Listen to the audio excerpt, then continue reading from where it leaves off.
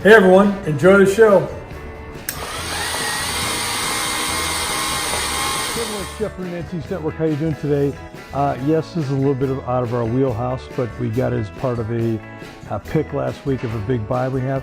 It's a vintage wooden baby bassinet where baby would be able to be moved up and down on these wheels, as you can see or not see.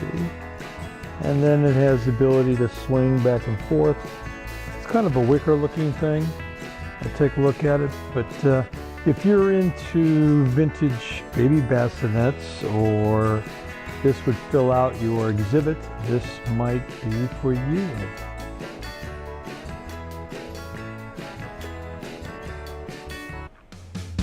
These are antiques. These are Mantiques. Antique, Mantique.